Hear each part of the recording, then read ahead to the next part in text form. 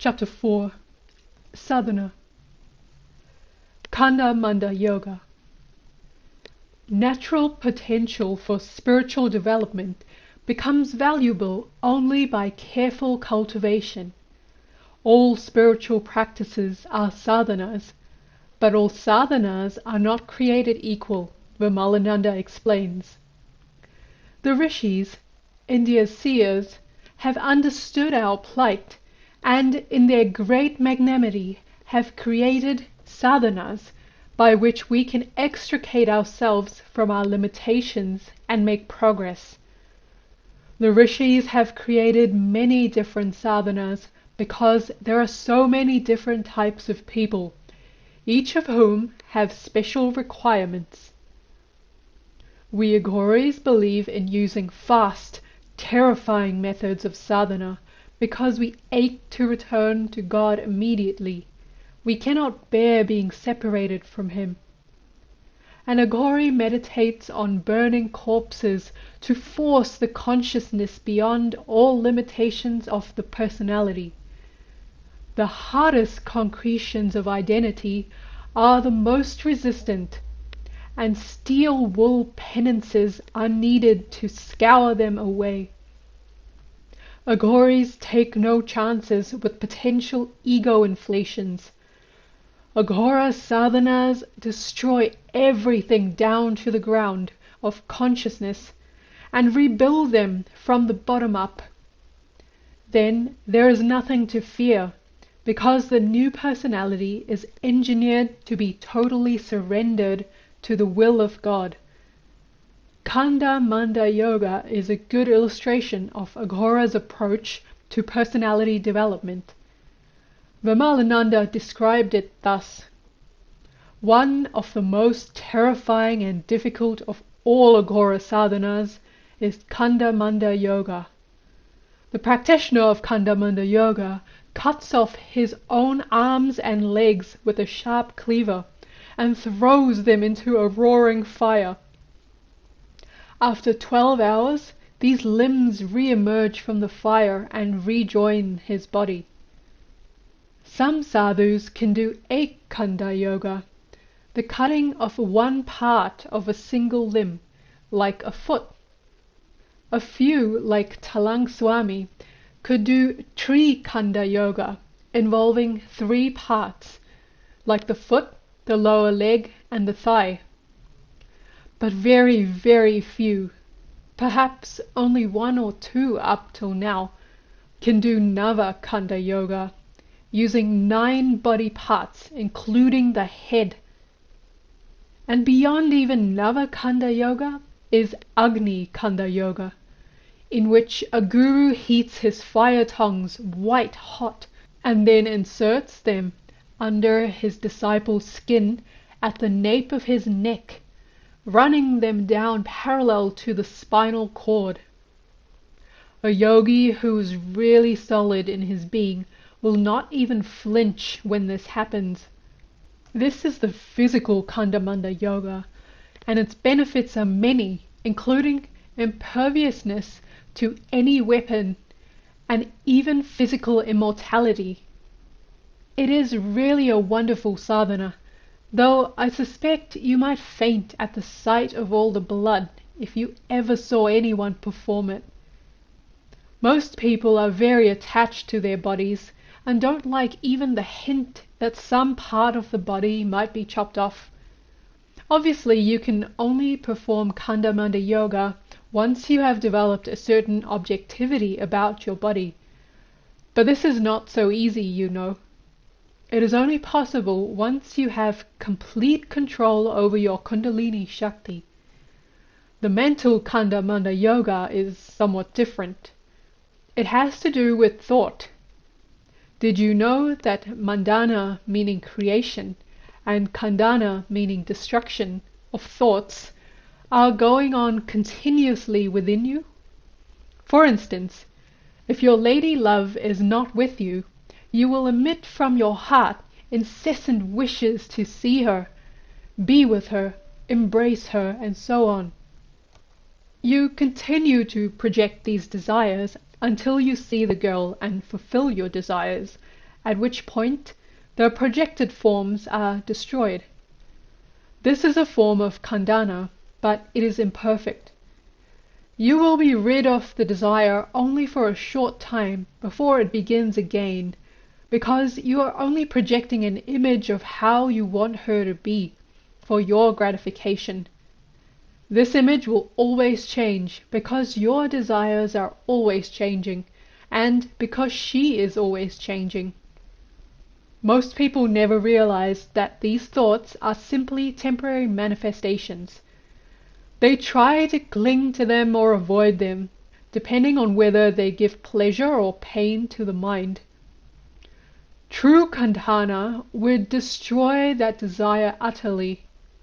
The true kandana is absolute and permanent destruction of your false personality, which is composed of all the desires, tastes, aversions, and what not, which have accumulated over millions of births.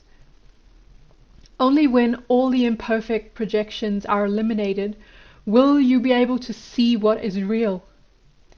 The other side of kandana is mandana, and the true mandana is projection of a permanent form, construction of a true personality.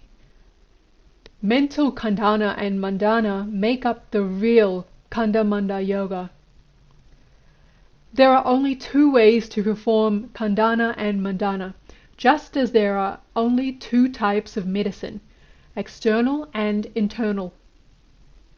Either you get a doctor to treat you, or you cure yourself with your own force of will.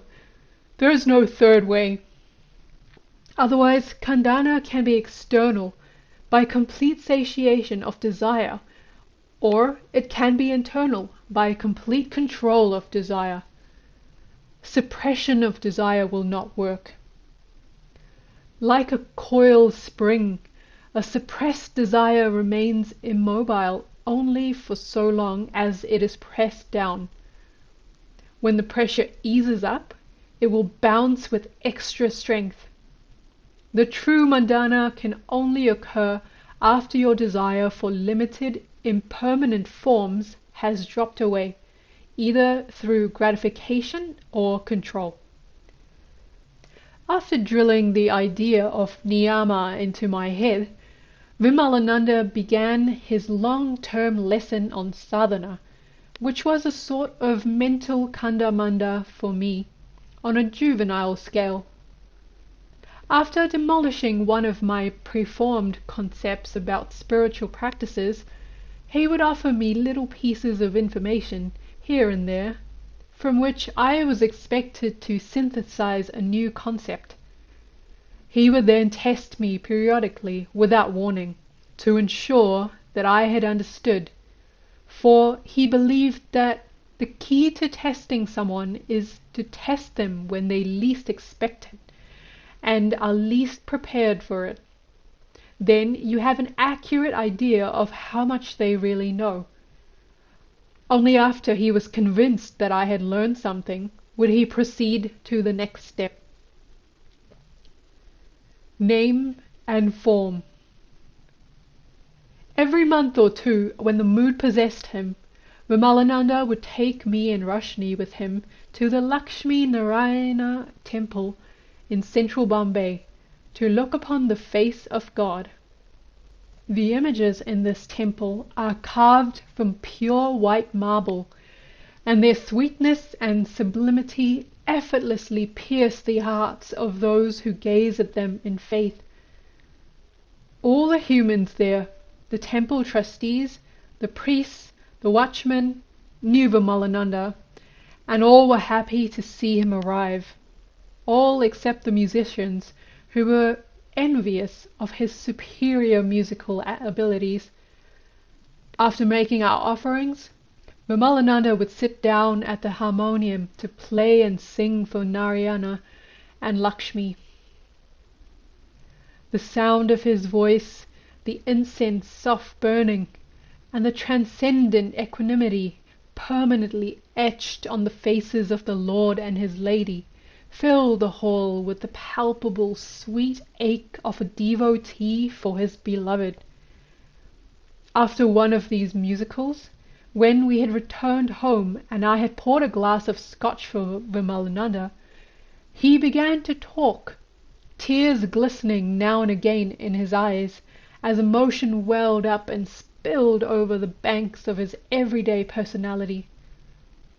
"Did you see how Narayana was dressed tonight? So beautiful. You know, you have the choice of worshipping God as a formless absolute, or of worshipping God with form. And I have always recommended to everyone that they worship God with form. We are all human beings. God is supposed to have made us in His image. Why not then make God in our image? It is so much easier to worship a God with human form. Can you comprehend the immensity of the totality of the billions of universes? No, no. But you may be able to comprehend the compassionate eyes of Jesus or the bewitching eyes of Krishna. There are so many different types of eyes in the world. Some are entrancing, some cruel and calculating, some innocent, some lifeless. But there have never been any eyes like the eyes of Krishna and Jesus. Their eyes make you go mad when you see them, mad with love. Krishna's eyes are bewitching. They are so full of sweetness that they turn you into a lunatic. And Jesus' eyes? His eyes are brimming over with divine compassion. Oh my God! When I think of the eyes of Jesus, I think of his chest. So broad it must have been, to gather everyone to it and take over all their karmas, to be able to say, "Come unto me." Something that I have been thinking about lately, I began hesitantly, averse to disturbing his mood, is the fact that I was born and brought up a Christian, and now here I am, involved in Agora. I know that you are a great devotee of Jesus, but isn't there some contradiction in there somewhere? Well, have you forgotten Jesus? Do you still love him? Vimalananda inquired gently. Yes, I do, I replied. Good, because if you had told me otherwise, I would have told you to get out. He smiled. What is a deity after all? A deity is the one consciousness expressed in a particular way, a certain aspect of reality which has a specific form. All deities are therefore limited to some degree. Jesus was a great being, but even he had some limitations. So did Rama and Krishna. So does Shiva. Any being that has a name and a form is limited, if only by that name and form. Doesn't Advaita Vedanta teach, I had to ask, that while the absolute is true, the relative, which is the manifested universe of name and form, is inherently false, and so one should only worship the highest? Who says so? He thundered. Only one version of Advaita Vedanta teaches that, the version that Shankaracharya propagated. Other versions of Advaita Vedanta are not so limited. But it is true that the highest is beyond all name and form, which is why I believe it is better not to worship the deities at all. I tossed a confused look at him. He enjoyed catching me off guard. Once a wrestler, always a wrestler. I believe that it is better to worship the one behind the deities, and to respect and appreciate the deities for how well they play the roles assigned to them. Do you see what I mean? There is a subtle difference. You love the deities, but you worship the absolute that created them and dwells within them. Worship of a deity is a good way to get started on the spiritual path for so many reasons. but mainly because it is easier to love a form than it is to love the formless. You may not choose to visualize the universal reality as Shiva. Maybe you prefer Krishna or Jesus. It doesn't matter. You will achieve God in whatever form you imagine him or her to be, as long as you worship with sincerity and love. So, it is only when you distinguish one deity from another as if they were really different that there is a contradiction? Exactly. You have worshipped Jesus since you were born. Can you forget Jesus now, even if you wanted to? Never. Jesus will never let go of your hand, even if you try to flee from him. That is the depth of his compassion for you. But neither will he interfere, nor will he be upset if you also want to worship God in another form. Jesus cares nothing for form. He cares only for pure love. You began by worshipping Jesus, and you must continue to worship Jesus. However, you personally can make faster progress if you perform certain Aghora sadhanas, because you have negative traits in your personality which need to be removed. This is like fighting fire with fire, I suppose. Using harsh measures to eliminate my own harshness? He nodded agreement as he sipped his drink. You know, today's false swamis and other so-called experts go on and on about Satya Yuga, the Golden Age, and Kali Yuga, the Iron Age. Why can't they explain it directly without beating around the bush so much? He was rapidly warming to his subject. It is just the difference between a gold sword and an iron sword. Both are used to cut through the asha pasha, the 8 snares which bind us to the world: lust, anger, greed, delusion, envy, shame, fear, and disgust. A gold sword does not cut very well. Get into a sword fight with a gold sword, and you'll soon see what I mean. We chuckled together over that image. People in the Golden Age couldn't be good killers. They believed in mandana, not kandana. They believed that you should remove the ashtapasha by creating beneficial new samskaras, which are personality characteristics, which after taking root in the individual would eventually crowd out all his or her limitations. In Kali Yuga, people believe in kandana. An iron sword will cut you very well, and aren't most people today killers? Either you become a killer or you get killed in today's world. The word pashu means he who is snared by a pasha. Pashu also means an animal. As long as you are in the grips of one of the 8 snares, you are no better or are probably worse than an animal. All of us today are pashus, animals meant for sacrifice, trapped by the 8 snares. The best way to get rid of the ashtapasha in Kali Yuga is to cut through them with Tantra and Agora. If you can withstand the pain of having your personality ripped from you, then you can sacrifice yourself, and then, when you are dead to the world, new samskaras can be created. This is what Agora is all about. For a fleeting moment, I felt sorry for myself for being so profoundly snared that I could be redeemed only through butchery. As usual, he caught my thought.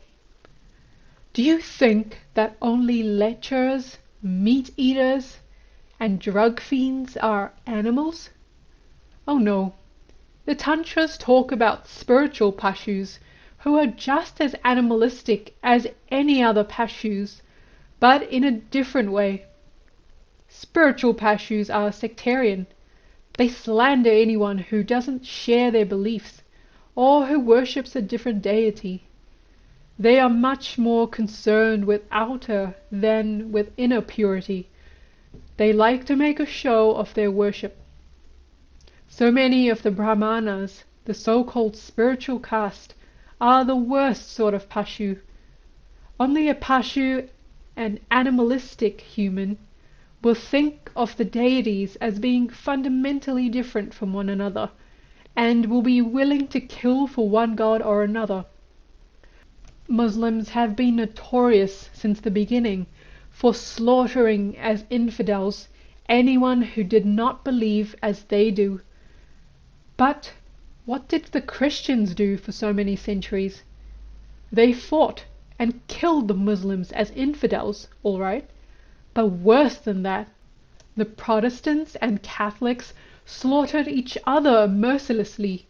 And for what? So that each could claim that they had a monopoly over the love of Jesus? Can anything be more ridiculous? It is still happening even today in Northern Ireland. Yes, it is still happening today, and not only among the Christians. Within Islam, the Shias and Sunnis still kill one another. Here in India, it is not so bad. People kill each other for other reasons, but Hindus and Muslims still kill one another occasionally. And even among the Hindus, some Krishna worshippers will abuse worshippers of Rama, and vice versa. And many worshippers of Vishnu think that worship of Shiva or the goddess is nothing but piffle. All around the world, the people who are really spiritual never look at the outer clothing of a person, what language they speak, what god they worship. They only look at the inner being. So I say, forget all this foolishness. Leave the arguments to the pashus, and you worship God in whatever form you please. Provided that I know how to do so, I added, fishing for more guidance.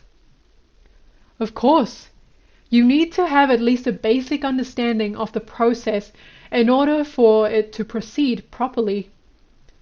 If the blueprint is correct, the structure is bound to be correct. That is my principle.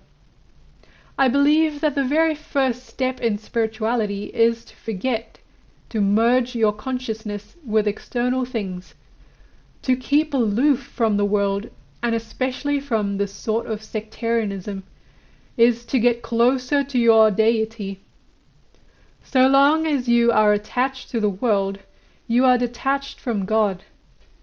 Once you become attached to God, it is inevitable that you will become detached from the world. Someone once told me that Rodin's famous sculpture, The Thinker, was a good example of detachment. I told him, the thinker is simply thinking. He has not gone so far into himself that he has become absolutely lost. If he had, there would be no need for him to be making such an effort to think. It is obvious that he is still stuck in his senses. In fact, I think he looks very much like a gorilla. We chuckled again, and Vimalananda's tone intensified. Thinking about your limitations is no way to change them. In fact, if you think about them very much, you will most likely reinforce them. This is why I have little use for most psychologists. They spend all their time making their patients remember all the bad things that happened to them, and never try to erase those bad memories and replace them with good samskaras, which is what you do when you visualize a deity. Freud once said, neurosis is reminiscence. Unfortunately, Freud himself was a neurotic. Otherwise, he would never have come up with some of the bull that he tried to pass off as knowledge.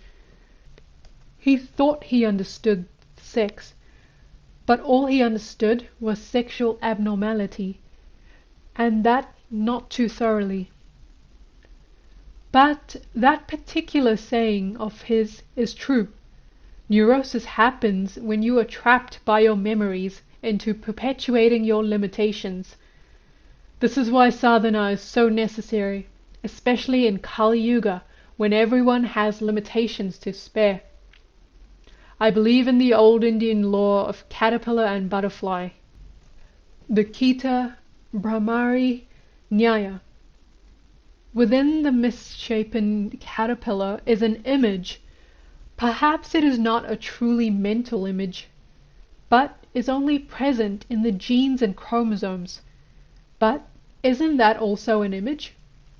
You are splitting hairs if you say it is not, because that image must exist somewhere in the caterpillar's consciousness for it to become a butterfly. It is there, at the rudimentary level, because of the ego. The caterpillar's ego continuously concentrates on its body, just as your ego is continuously self-identifying with your own body and your own personality. Otherwise you wouldn't exist. But at some point the caterpillar's ego stops self-identifying exclusively with its caterpillar forms and begins to self-identify with its butterfly form. It imagines itself to be a butterfly for so long that in the end it becomes a butterfly. Actually, it always was a butterfly, and only time and concentration were necessary for cause to reveal itself in effect. Cause is effect concealed. Effect is cause revealed. It's the same way with sadhana. Whatever you imagine, you will most certainly become. You might not achieve as fast as some do, unless you have already done a lot of sadhana in previous births and you have a powerful guru to initiate you into your mantra in this birth. But eventually you are bound to achieve, if you are patient and persistent. There is no instant payoff in worshipping God. So sadhana is basically just a matter of preventing Kundalini from identifying with a limited human personality, so that she can identify with a cosmic personality. I was becoming comfortable with the concept. Yes, in fact, if you identify with the new image strongly enough, you will even start to look like the deity you worship. I knew a sadhu in Girnar who was a great devotee of Anjanya. I like to call Hanuman Anjanya because it reminds me of his mother Anjani. This sadhu concentrated on Anjanya with such fervor that he actually grew a little tail. There was another who started to drink poison like Shiva does. He eventually became poison-proof. If you repeat Coca-Cola, Coca-Cola all the time, you may not start to taste Coke, but eventually you will become Coke. Another unusual image that interrupted the usual flow of my mind, as it made me suddenly realize that we have almost as many deities in the West as there are gods and goddesses in India. We have rock and roll stars, sports heroes, movie stars, cartoon characters, all sorts of images to imitate with appropriate mantras and hymns so that we can recreate ourselves in their image. Somehow I preferred the images Vimalananda was providing me.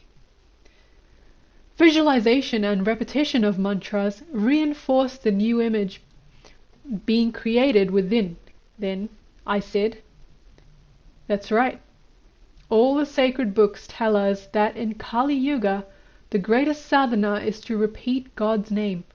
But why? Always ask why. The reason is because name and form are identical. When you call the name, you create the form. Each deity has a name because each name is a mantra, a way of creating the form of that deity. Mantra means man ki tarana, that which saves the mind from the perils of samskara. In Tantra and Aghora, we believe in making use of the power of the mind to achieve the goal. Some yogis say, destroy the mind. But I say, why destroy something which can be of great use? control the mind. You should only destroy something that is dangerous and that you are afraid of. And the only people who are afraid of the mind are those who are not in control of it. So many of these yogis are real hypocrites. Remember the words of John in his Gospel.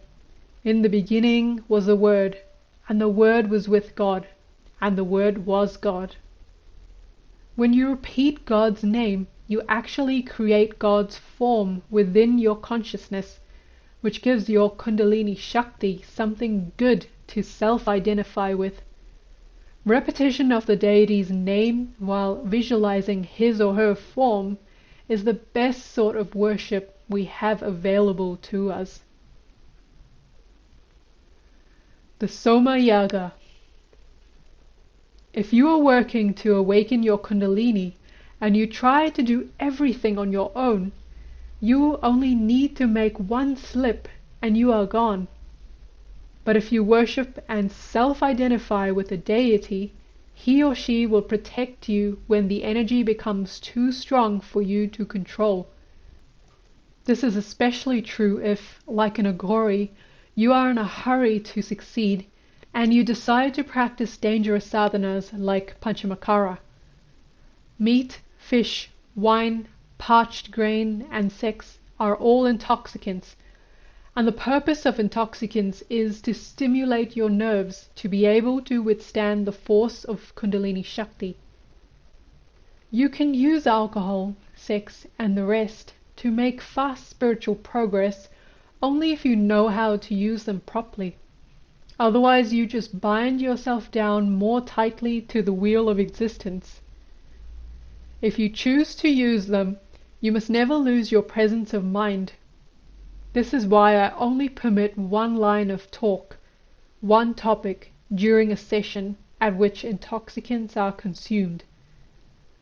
Like tonight, I said pleasantly. Like tonight.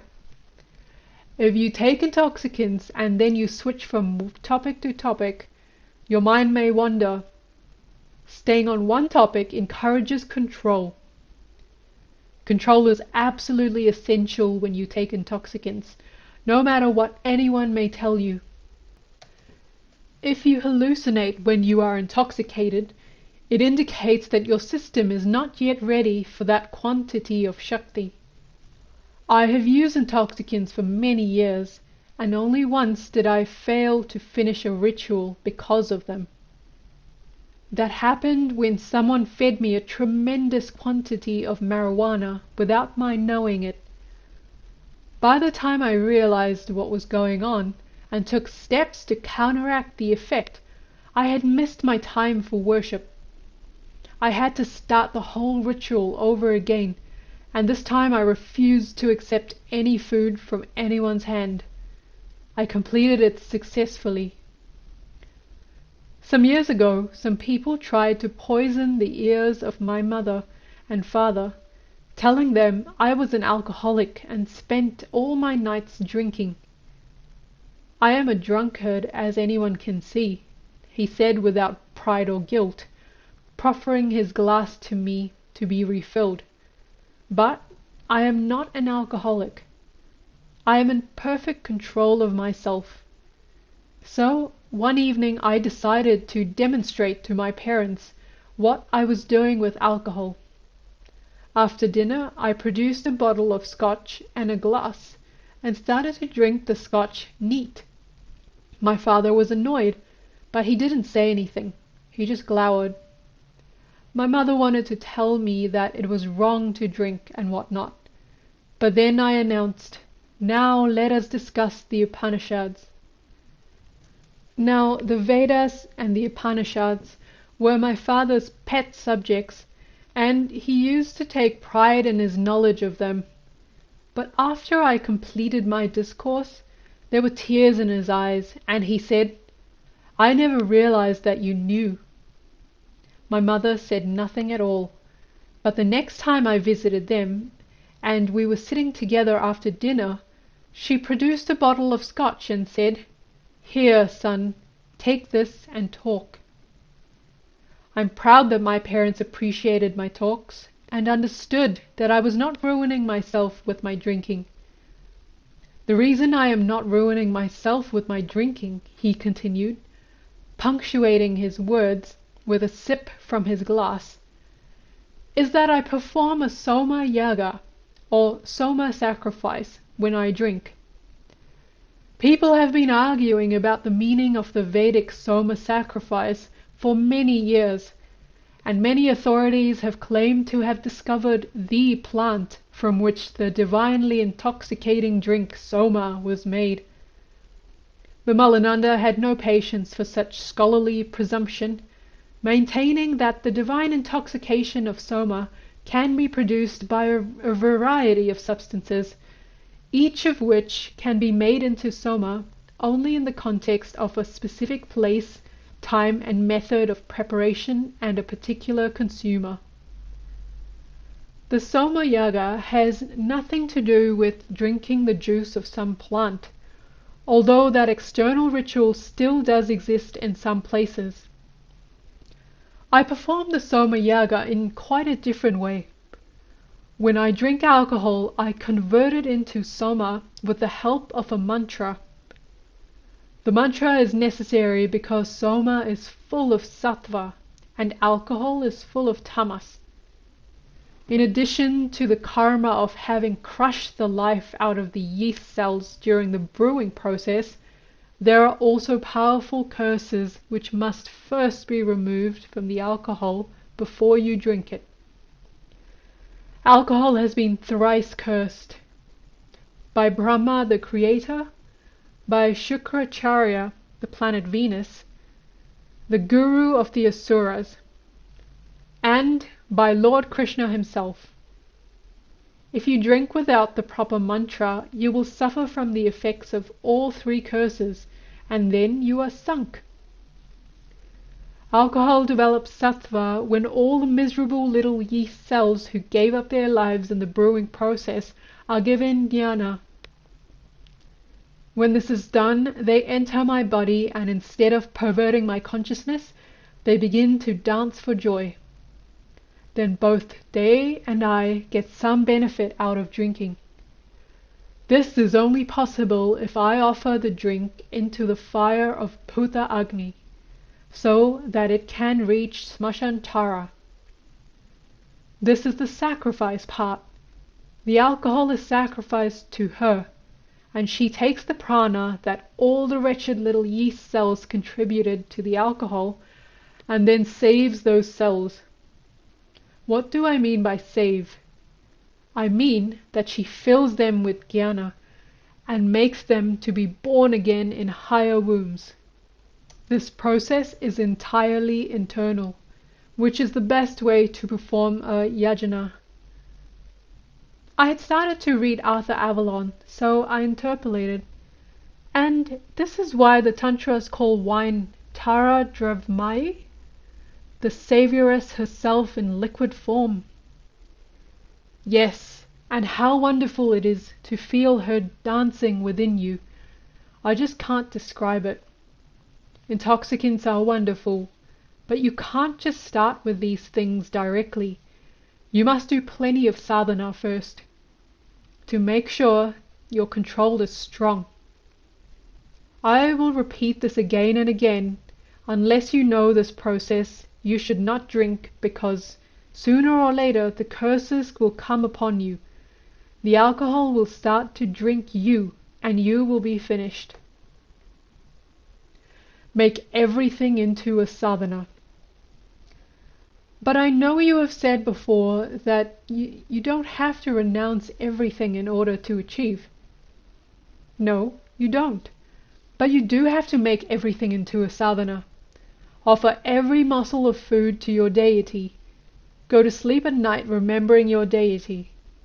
And as for sex, you don't need to know any complicated sexual rituals in order to offer a mantra with each stroke of the penis into the fire of the vagina. Always offer whatever you do to your deity, and he or she will always take care of you.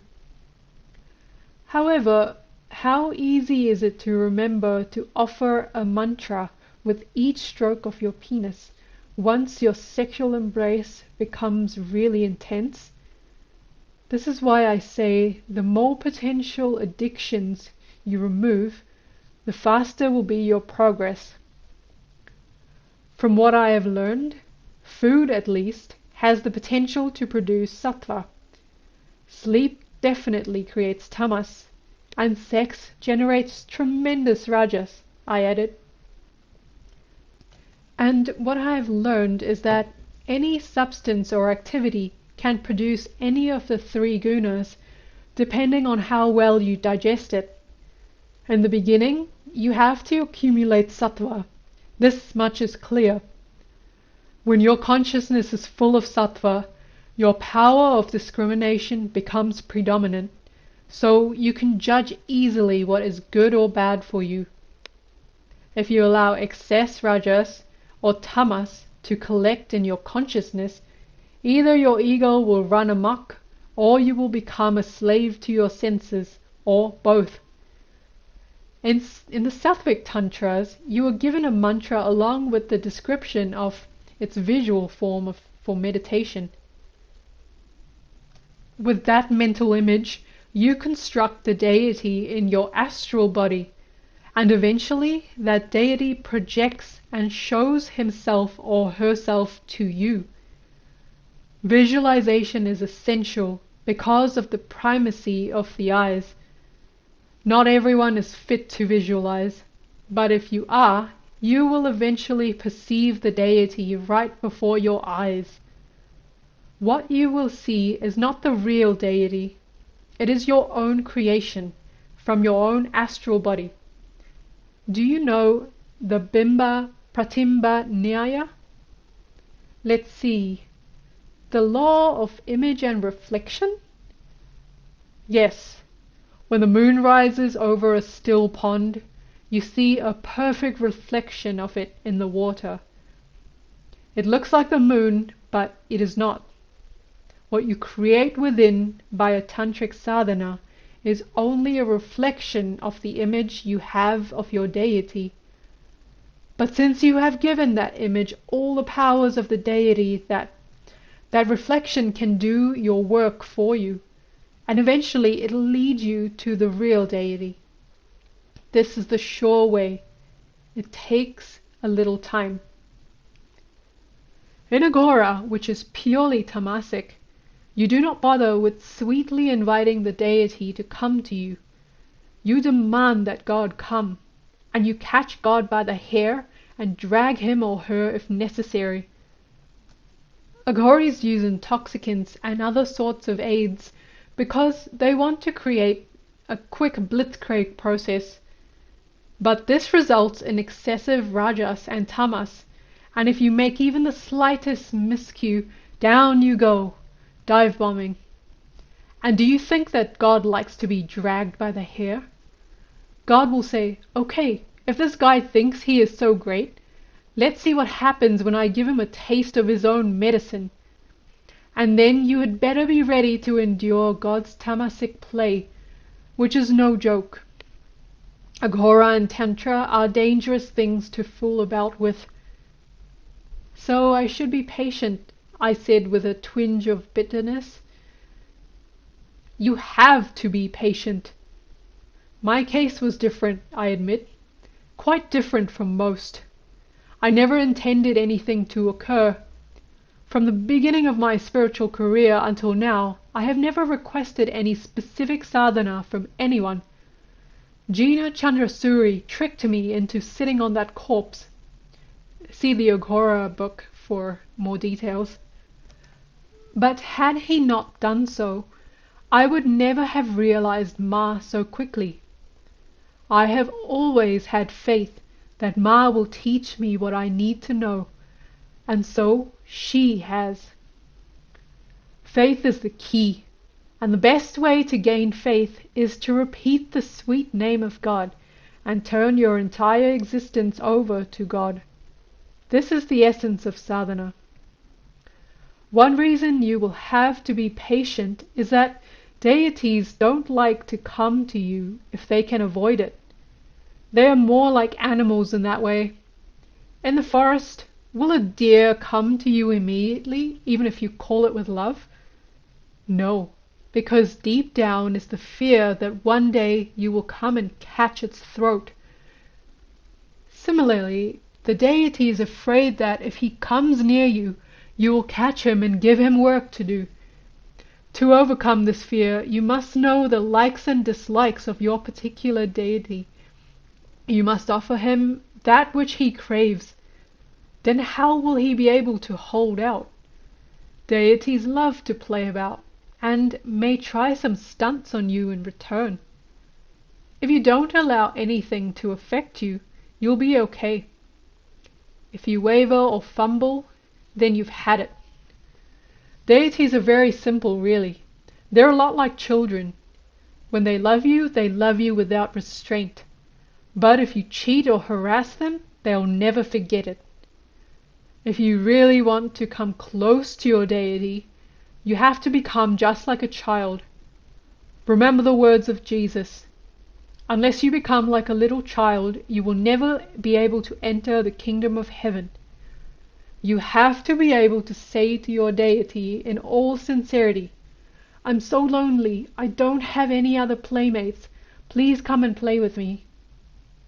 But let me tell you, it is extremely difficult to forget your position and ego and what have you, and become a child again. It takes years and years of hard work to reach the stage when you can say to your beloved without an iota of cunning or craftiness, look, I have this chocolate. If you come to me, I will give it to you. A child doesn't know how to bribe, so it's permissible. But you know, and you have to forget. And so, one of the names for Shiva is Smarahara, the killer of memory. He kills you. He makes your Kundalini love him so much that she forgets in that instant to self-identify with you. And if you do this willfully in sadhana, if you die while still alive, then she can be made to identify with a new personality. Yes, one of the reasons saints love to remain in solitude is that they need time away from other humans to enable them to forget themselves. You know that to achieve success at Tantra, you need strong virility. You must be powerful to perform sadhana. The more sadhana you do, the more ojas you will create. Do I need to tell you what ojas is? No. Ojas is an Ayurvedic concept. It is that essence of physical energy which produces your aura and your immunity to invasion by diseases or other unwelcome visitors.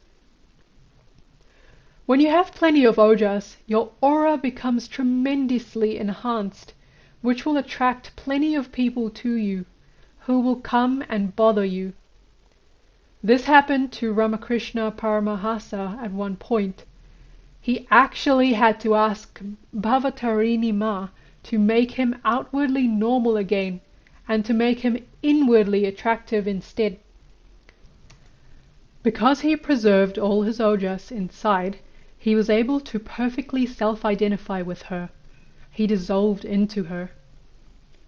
Once you reach a certain stage in your love for God, all you will be able to do is love, and you won't be able to express your love in words, even if you want to.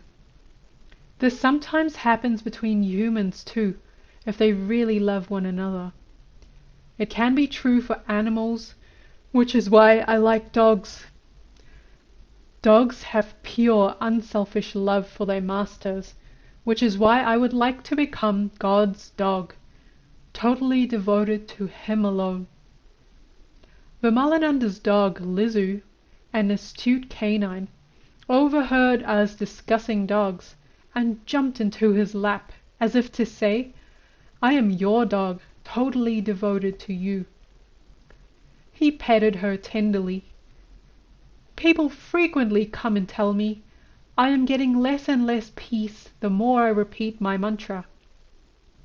Whenever troubles increase like that during sadhana, You can be sure that you are getting closer to your deity.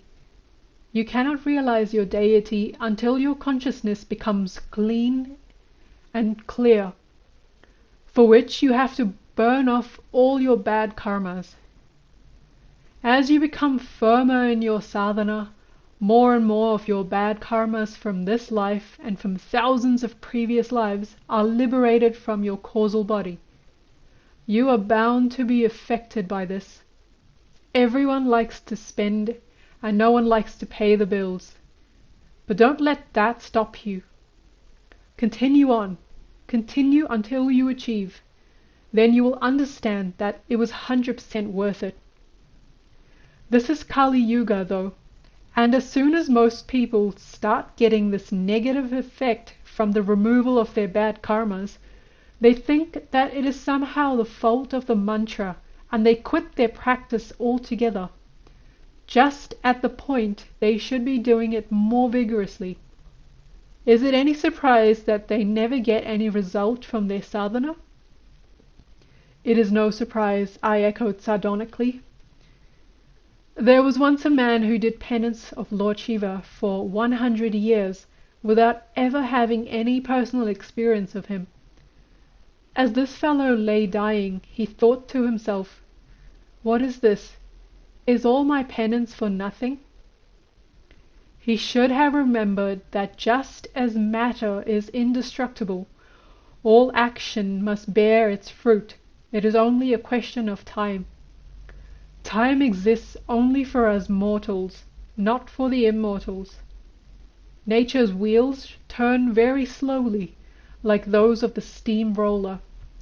But like the steamroller, nature crushes everything in her path. The man was reborn as a bee. He forgot the mantra he was repeating. He forgot his ritual. He forgot everything. But at the back of his mind was a lingering tendency to worship Shiva. At least that much he carried over from his previous life. It was probably this lingering tendency which led the bee to fly one day to Benares, Shiva's chief city. He reached the garden of a merchant, and seeing the beautiful lotuses there, began to suck the nectar. He had forgotten all about Shiva and everything else. He was thinking only of nectar. He became so drunk on nectar that he didn't notice that night fell, and the lotuses closed while he was inside one of them. He was trapped. What to do? He had to wait until morning to escape. Next morning before dawn, the merchant went out into his garden, cut the lotus that once held the bee, took it into his worship room and said, "Bhole," and put the lotus atop his image of Shiva. When the sun rose, its rays fell onto the lotus, which opened and allowed the bee to exit. Lord Shiva, who knows past, present, and future, said to himself, "Wah! Here is a man who worships me and does penance for 100 years, and then dies and comes back as a bee to sit on my head." Varam bruhi, meaning ask for a boon. The bee said, "What varam bruhi now? That would have been useful when I was a man. Now make me like you are." And immediately he became just like Shiva. In fact, he became one of Shiva's close attendants, an immortal. At this point, Lizu jumped up and began to lick Vimalananda's face insistently, demanding immediate attention, and so ending the conversation. This struck me as a sort of omen, a confirmation that all that Vimalananda had been saying, a reinforcement of his lesson. The sun, the moon, and the fire.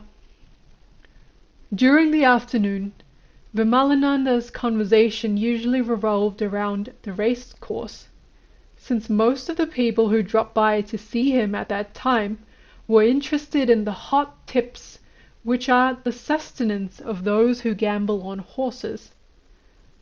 Those who were more interested in hearing him discuss spirituality would come in the evenings, when he would relax and let his mind focus on reality. One night, after overhearing a couple of his spiritual children speaking knowingly of devotion and knowledge, he felt a need to put the record straight. In sadhana, either there can be my wish or there can be thy wish. If my wish exists, I follow the path of jnana, trying to become a jnani. If only thy wish exists, I follow the path of bhakti, meaning devotion, aiming to become a bhakta, a devotee. These are the only two possibilities. Our wish cannot exist, because then duality is present. Duality is something in between, neither here nor there, and in between is of no use in spirituality. You should either be here or there. If you are here, worshipping the divine in your own being, then you are a jnani, and your wish exists. If you are there, you worship an external form of the divine, and you are a bhakta. There is no third way. On the path of jnana, the guru helps his disciple to take out his astral body while his physical body is still alive. It hurts the disciple a little, because his astral body has completely forgotten its true nature. It self-identifies so completely with the physical body that it is hard to make it split off. But when it is finally done, the disciple knows that it was worth it, because now he can enter his own causal body and choose the karmas he wants to pay off at his own pace, on his own terms. All he has to do now is follow the adisha, meaning commands or instructions, of the internal guru. Adisha means Adya Isha, the first deity, the internal voice which tells the disciple what to do when. On the path of bhakti, the guru arranges everything, and the disciple's only job is to maintain continuous devotion. Which is better? Asked a listener who came in frequently to Vimalananda's den. There is no better or worse. It depends entirely on the sadhaka and the guru. The result is the same. Once Yaneshwar Maharaj was travelling on a pilgrimage with a group of other saints. It was very hot that day, and they were all thirsty. The only well they could find had no bucket. How to get the water? First, Yaneshwar's brother Nivitrinath, who had taught Yaneshwar the path of jnana, used his yogic powers to go down himself into the well and bring up the water. Next, Namdev, who had taught Yaneshwar the path of bhakti, started to sing a song in praise of the Lord. His devotion was so profound that every living being in the neighborhood, even the trees and plants, became filled with the love of God. Soon even the water in the well began to overflow its rim out of sheer joy at hearing Namdev sing God's praises.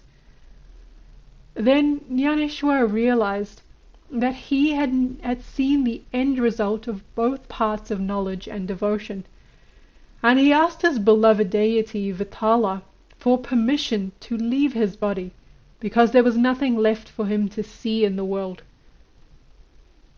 Silence descended for a moment as we all contemplated that scene, and then Vimalananda continued.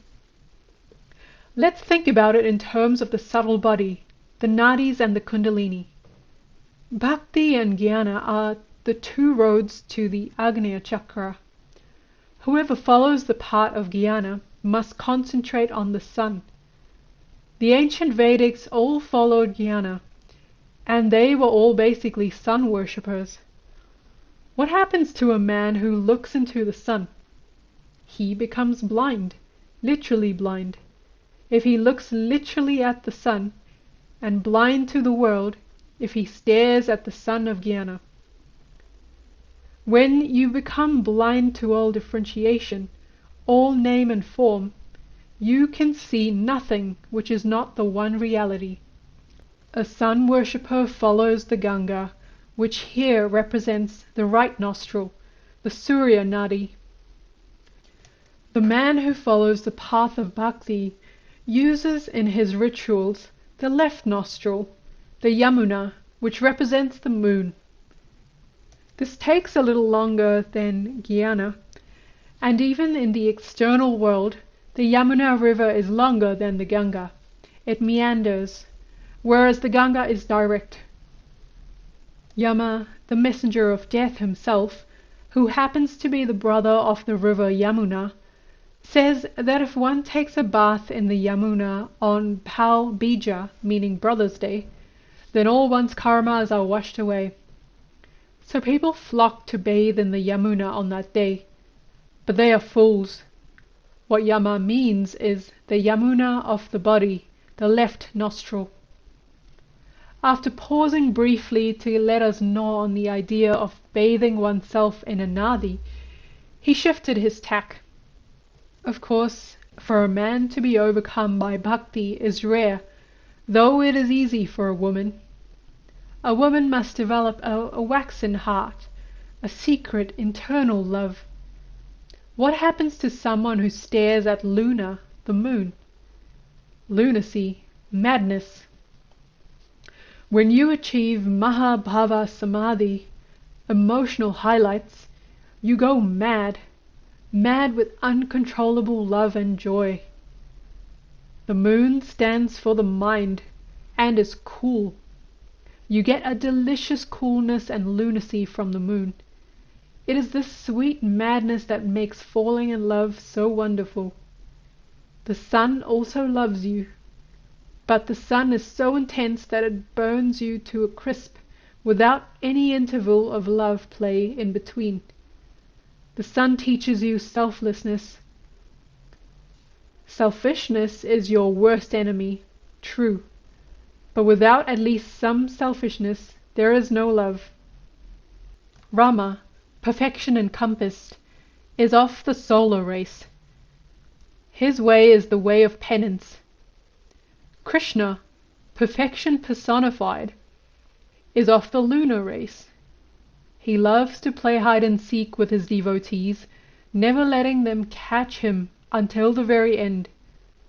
The moon gets its light from the sun, but you can't look at the sun, you'll go blind. You can look at the moon, but you'll go mad. The choice is yours. Which is better, therefore, depends on you. But remember, if you choose to follow the path of jnana, you will be using Surya Nadi, which will heat you up. The path of knowledge is dangerous nowadays because there are so many temptations. If your physical appetites are even slightly stimulated, it becomes most difficult to control them.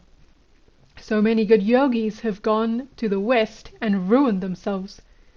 They had good intentions, but did not realize, or perhaps forgot, that a yogi cannot be a bhogi, meaning an enjoyer of sense pleasures, at the same time. Bhakti is much safer than jnana, because you use Chandra Nadi, which keeps you cool. It takes longer, but there is no danger of falling.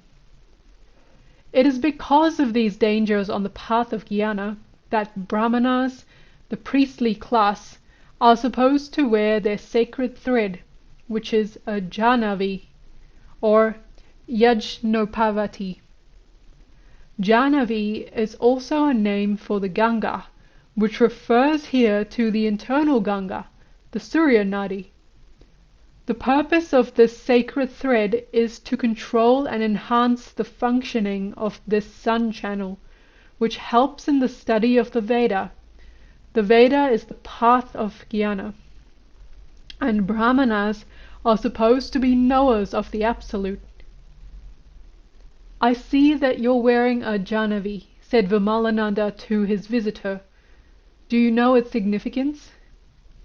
The man folded his hands in the universal Indian gesture of respect and replied, in English, Sir, I was born a Brahmana, and I have worn this for many years, but no one has ever explained it to me to my satisfaction.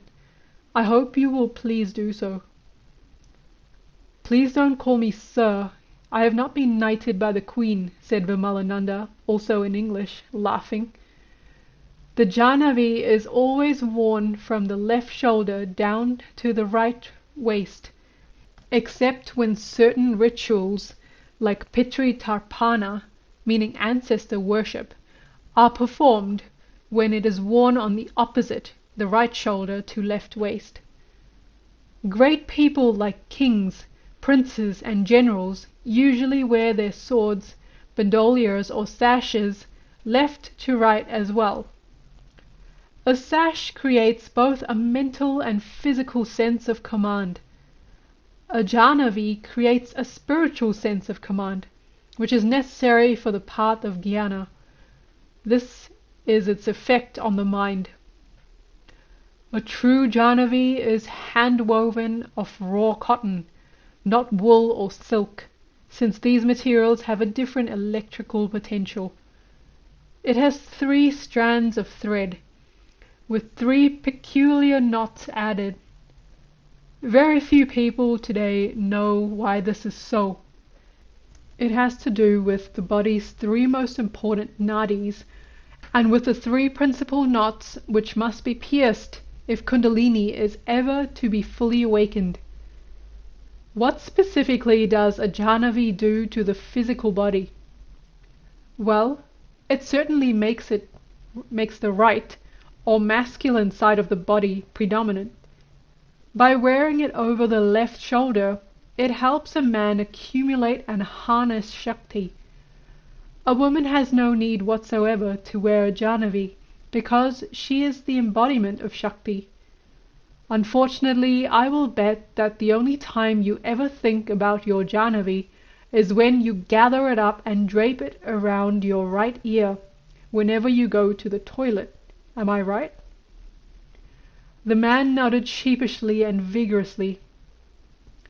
This is necessary because of its connection with apana, the downward moving form of the body's Shakti. What connection? We'll have to discuss that later.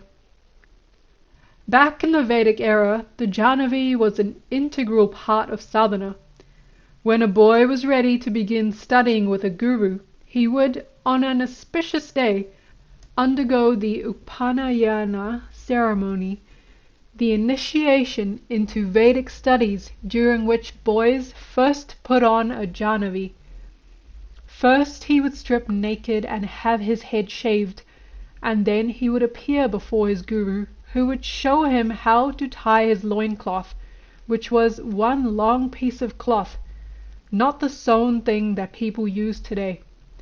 It had to be properly tied so that it would press on a certain vertebrae and thus stimulate certain nadis.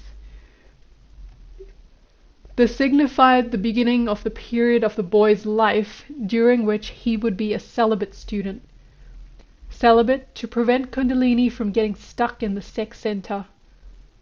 Then the boy would do a full prostration to the guru, who would touch the boy's head and bless him. While holding the boy's head, the guru would use phrenology to check out which parts of the brain were most fully developed, to determine which branch of knowledge the boy should pursue. A well-developed occiput would indicate a talent for mathematics, and so on.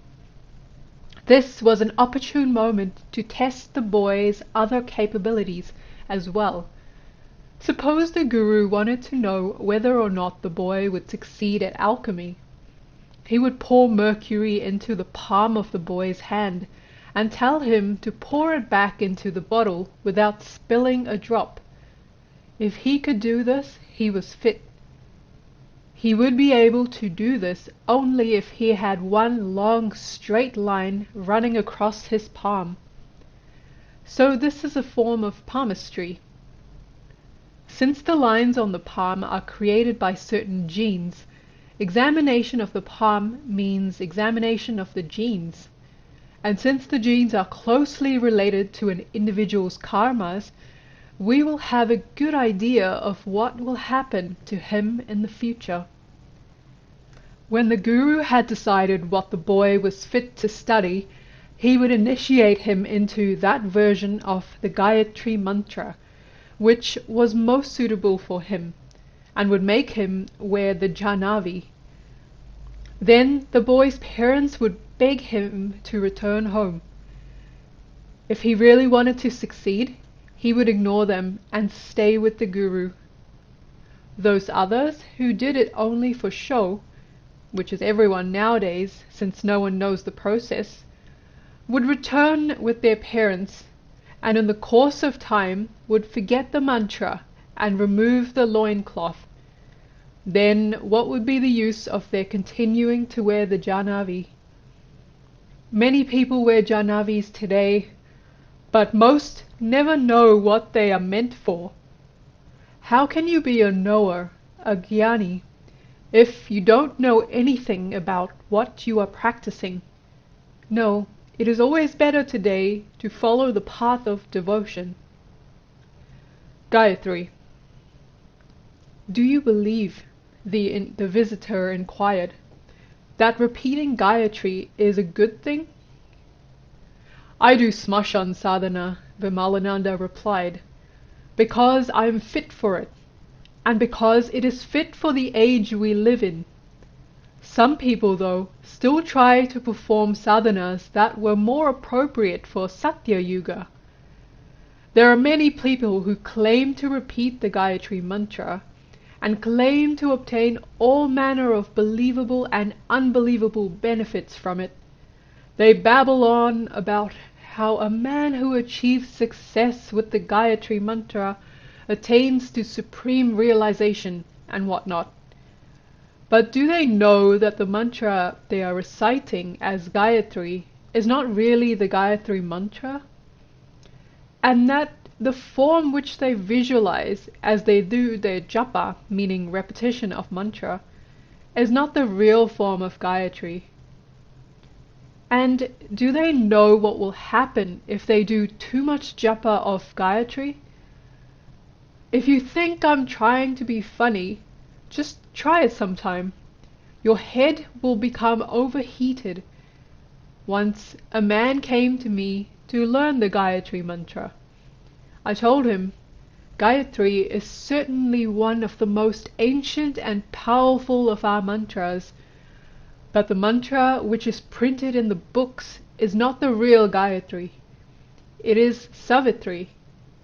You are not in a position to know the real Gayatri, so please don't try to do it. It is only meant for rishis, not for you. When he insisted, I gave him only one syllable of the real Gayatri, and told him, you should not even try to do this, but because you insist, I will give you a fragment of the real thing. You are not strong enough to handle the whole mantra. I told him to repeat it only 11 times a day. Because he had already done plenty of sadhana, he thought he was far beyond such a beginner's limit, and he overdid it. He repeated it 108 times the first morning. That evening, he suddenly told his wife, I am Narayana and you are my Lakshmi. Massage my legs. As she did, he repeated slowly, all in one, one in all. Then he walked into the bathroom, complaining of a headache. When he didn't come out of the bathroom for a long time, his wife panicked and called the neighbors to break down the door. They found him sitting with his head under the tap, trying to cool down the tremendous heat which had been created in his head. He did not survive long after that. He realized himself and threw off his earthly shackles. Gayatri must always be performed in water, since Gayatri is the power of the sun. The Surya nadi works more strongly when it is repeated. It is not healthy for only one nadi to function continuously, so water, which is ruled by the moon, is recommended in order to encourage the nadi to counteract any ill effects of excessive solar influence. This keeps the sun and moon in equilibrium. If this man had repeated that single syllable only 11 times as he had been told to do, that excessive fire which did him in would never have happened. I thought again of Pandit Gopi Krishna and the sufferings his Surya Nadi caused him when it functioned continuously.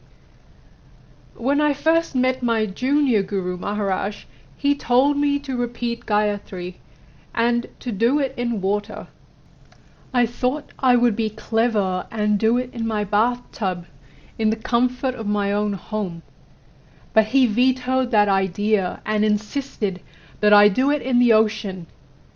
Every night for more than 3.5 years, I would go down to the Arabian Sea around midnight and would finish by dawn. The currents would carry me several miles south during the night, and the waves were sometimes several meters high during the monsoon. But Smashantara was holding me in the palm of her hand at all times, and I never came to the least harm, not even a fish bite. I got into the routine so well that Guru Maharaj had to return to Bombay and order me to stop doing it. He didn't want me to go too far too fast. As for the benefits of doing Gayatri, well, you get the power of the sun. Let me put it this way. The great saint Samartha Ramdas, who lived right here in Maharashtra, did Gayatri for 12 years, and he could raise the dead. My junior Guru Maharaj has been doing Gayatri for more than 60 years, a lot more. Think of what he must be able to do. He also worships the fire, but without any ostentation. He is too shrewd for that. He doesn't want anyone to know what he can do, or for that matter, what he is doing. Gayatri is the only mantra repeated in Satya Yuga. As the yugas advance, all the other inferior mantras arise. Gayatri is the mother of all the Vedas. Only the rishis and no one else know everything there is to know about Gayatri. There are 28 types of Gayatri, and each rishi specialized in one type. That is his special knowledge, his vijnana. For example, only one rishi knows the full form of the Gayatri for creation, the Brahma Gayatri. The rishis obtain the power of the sun, all because they repeat the Gayatri mantra. I think you can see now that the rishis were very advanced indeed in the spiritual line. A rishi actually sees the truth. This perception of truth spontaneously manifests in the forms of mantras. Only a part of the truth can ever be manifested here in our world, the world of death, where things are imperfect and have to be imperfect in order to remain here. Each aspect of truth has its own phonetic value, which is expressed in the vowels, consonants, rhythm, pitch, and intonation of the mantra. The mantras which were perceived in this way were collected in a coherent way to form the Vedas. They say that the rishi Vasishtha composed a good number of mantras of the Rig Veda, and that Angiras composed so many for the Atharva Veda, and so on. But I do not believe that the Vedas are the product of many rishis.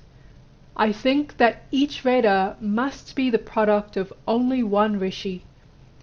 How could there be complete coherence in the subject matter if there were so many different rishis responsible for them, each of whom has his own individual vijnana, his own unique Gayatri? There must have originally been a Veda for every rishi, because each Veda has an exposition of his own knowledge. What I am trying to make you understand is the essence of the Vedas and their fundamental teachings. The Vedas are a labyrinth to those who don't know the inner meanings of the mantras, and only a select few people know this now, or ever did. That is why certain junior rishis had their duty to write the Upanishads, as explanations of that essence. When people can no longer understand truth directly, religions spring up to explain truth to them. Some people then take advantage of the situation and become priests to extract benefits from them. A priest will not tell you that his purpose is to maintain control over the people, but he will tell you that he is an authorized intermediary between you and God, which is the same thing. When people have to go through priests to get to God, naturally the priests will become powerful. But that is all bull. You must forget about priests and go looking for God on your own. You must carve out your own niche. But if you take on yourself the responsibility of carving out your own niche, you have to follow the directions of your teacher to the letter. What happens when you don't follow instructions is that what happened to this man to whom I taught Gayatri. I knew how much he could safely take, but he did not. Now he is happy, no doubt. Not happy, blissful. He is one with Narayana. But what about the weeping wife he left behind? Who is responsible for having made her a widow? I am. Now I no longer give people mantras. If people knew how dangerous it is to give out mantras, they would think 100 times before they ever did it. This applies even to harmless mantras, like the one to control snakes, or the one for Sapneshvari, the goddess of dreams. Even Sapneshvari can be abused. You might send her to trouble someone else needlessly in their dreams. Or you might tell her, "Now I want to see Marilyn Monroe." You will see her, but then if you say, "Now I want to see her labia minora," you will certainly see those too, but that will not be good for you in the end. A mantra is not a thing to use frivolously. Used properly, though, mantras can work wonders. For this, we have the rishis to thank, since all methods of sadhana have originated from them. You see, each rishi is a scientist, with his own researches to conduct. And when he succeeds in his research, the result is so beneficial in so many different ways, like 3-in-1 oil. For example, snakes possess different types of poisons. One poison paralyzes the nerves, another thins out the blood, so that internal hemorrhages occur. Some poison thickens the blood, it coagulates, clots form, and tissues are not properly nourished. Sometimes a clot might cause an embolism, which could kill the patient. Now the ordinary man who learns a mantra against snakebite will use it only against snakebite. Maybe every year or two he will have a chance to use it and save someone's life. But someone whose intelligence is awakened will examine the mantra and discern its more general purpose. He may find that a particular mantra for snakebite thins out the blood and makes it rush through the blood vessels. Then he will realize that the same mantra can be used in every case where that effect is needed, such as an embolism, arteriosclerosis, and the like. And how many people suffer from these diseases? Millions. Such a man will be able to cure thousands of people with that mantra, whereas the ordinary man may help only 10 or 20 in his life. This is the true knowledge of the mantra. If you know it, wherever you go, you can hold your own against anyone, thanks to the rishi who saw the mantra. He fell silent for a moment and then turned to me. You know, Robbie, all this mantra and tantra is very nice, but it is limited. There are things far beyond mantra, things the tongue cannot speak. And when you get to that point, there is no need for mantra. When you realize those things, you realize that mantra is just a toy. When you have the power of the sun at your beck and call, will you ever bother to use an ever-ready battery? No, you won't. And the comparison is the same here. On the one hand, Gayatri and the power of the sun, the lore of the rishis, and on the other, Agora. But until we get to that stage, we have to make use of mantra, I piped up. You have no choice, repeated Vimalananda, and we all began to laugh.